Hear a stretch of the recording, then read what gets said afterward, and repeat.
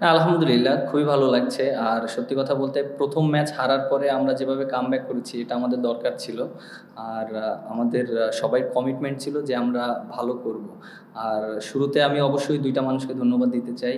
আ যেহেতু ব্যাটিংটা অনেকদিন কাজ করছিলাম লোকাল, আমি আমাদের কোচ যে আছে বাবুল স্যার তাকে অবশ্যই অনেক থ্যাংকস দিতে চাই এবং অ্যাট দ্য সেম টাইম আমাদের টিমের যে ম্যানেজার আছেন নাফিজ ইকবাল ভাই, তিনি আমারে সবসময় মানে বুস্ট আপ করে। ওয়ালটন আবারও মিলিনিয়ার অফারে ওয়ালটন ফ্রিজ কিনে আপনিও হয়ে যেতে পারেন মিলিয়নিয়ার। মিলিনিয়ার ছড়াছড়ি দেশ জুড়ে, এটা শুধু ওয়ালটেনই পারে। বিশেষ করে আজকেও যখন ব্যাটিংয়ে যাচ্ছিলাম বারবার আমাকে একটা কথা বলছিল মিরাজ, তুই কিন্তু প্রপার ব্যাটসম্যান এবং তোর কিন্তু ১০০ রান আছে এবং তুই কিন্তু ওইভাবে আমাকে সবসময় চেষ্টা করে বুস্ট আপ করার জন্য। ২টা মানুষকে অবশ্যই মনের ভিতর থেকে ধন্যবাদ দিতে চাই। আর বোলিং যেটা বললেন যে বোলিংটা খুবই ভালো হয়েছে। আর বোলিং তো আমার টিমের সাথে আছে আমার গুরু যে সোহেল ইসলাম, সো এটা এর জন্য আরও ভালো লেগেছে। অবশ্যই ৩টা মানুষকে ধন্যবাদ দিতে চাই। দেখেন,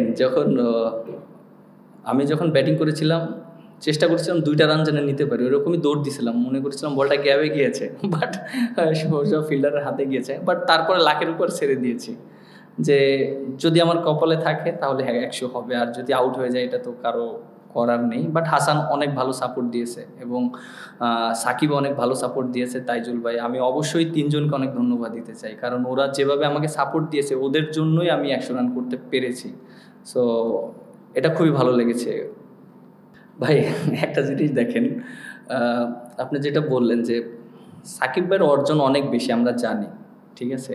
আর এই কোশ্চেনটাও সবাই দেখি করে সব সময় যে দেখেন সাকিব ভাইয়ের রোল প্লে করেছে। আমি যখন স্টার্ট করেছি তখন আমার কেরিয়ার শুরু হয়েছে বোলিং দিয়ে, এরপরে আস্তে আস্তে ইমপ্রুভ করে ব্যাটিংটা ভালো জায়গায় নিয়েছি, যেহেতু আমি ব্যাটিংটা পারি।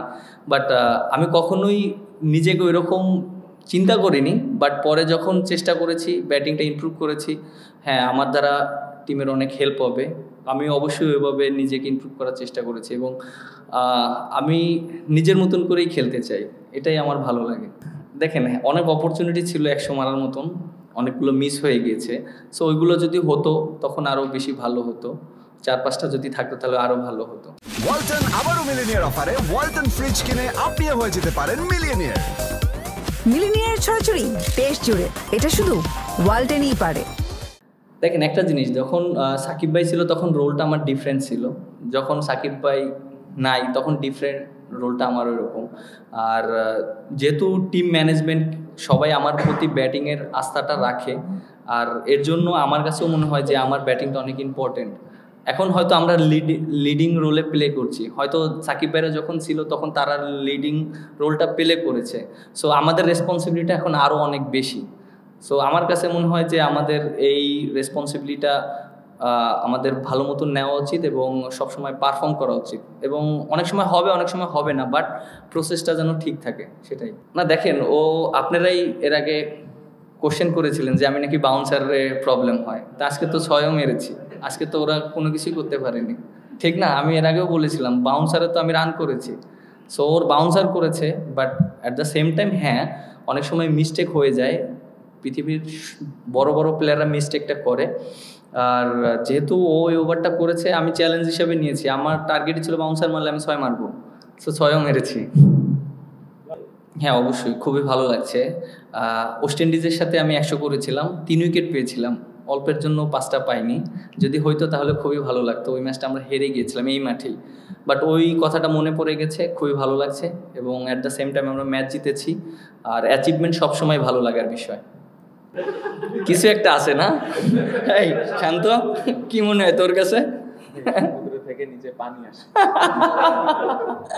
না, অ্যাকচুয়ালি একটা জিনিস দেখেন যে মোমেন্টাম খুবই ইম্পর্টেন্ট। আগের দিন যেটা নাইম আর আমি প্রায় 10টা ওভারে একটা স্পেল করেছিলাম, দুই সাইড থেকে একটা প্রেশার ক্রিয়েট হওয়ার কারণে কিন্তু আমরা পরের দিকে ভালো বোলিং করেছি।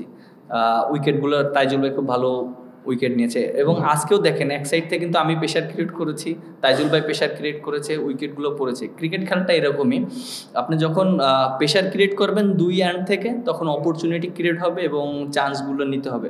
সো আমাদের ওভারঅল সবাই চান্সগুলো ভালো মতো নিয়েছে।